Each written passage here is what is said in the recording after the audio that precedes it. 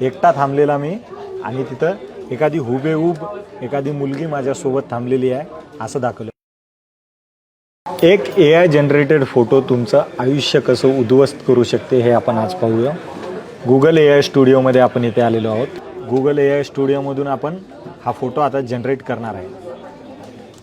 ह्या इथून एक फोटो अपलोड केला मी, माझा डाउनलोड केलेला फोटो होता आणि हा फोटो टाकला आणि इथं टाकलं ॲड इंडियन गर्लफ्रेंड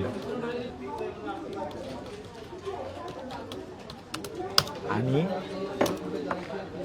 थोड्याच वेळात तुम्ही पाहाल इथे एक फोटो जनरेट होईल आणि हा माझा साधा फोटो आहे। मी एकटा आहे मॉलमध्ये थांबलेला आणि हा माझा फोटो आणि हे बघू शकता तुम्ही AIनं काय केलं।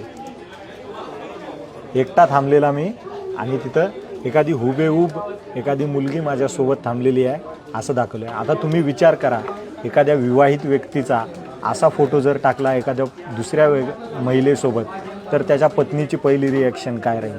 तुम्ही विचार करा, एखाद्या मुलाचं लग्न जमलं आहे, एखाद्या मुलीचं लग्न जमलं आहे आणि तिचा असा फोटो AI जनरेटेड केला आणि तिच्या होणाऱ्या पतीला किंवा पत्नीला पाठवला तर काय होऊ शकते? तर मी तिथं माझ्या हातामध्ये एखादी दारूची बाटलीसुद्धा दाखवू शकतो, माझ्या हातामध्ये सिगरेटसुद्धा दाखवू शकतो।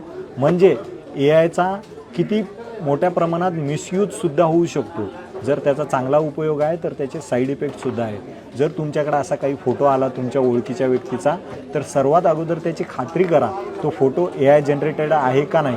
तुम्हाला असा AI जनरेटेड फोटो ओळखायचा असेल तर त्याच्या कोपऱ्यामध्ये हा लोगो बनलेला असेल। हा कॅमेरा पर्सनने हा लोगो सांगावा। काही ॲप आहेत जे ते वॉटरमार्क पण वापरत नाही आहेत, तर त्यामुळे AIचा वापर करताना सांभाळून करा आणि काळजीपूर्वक करा।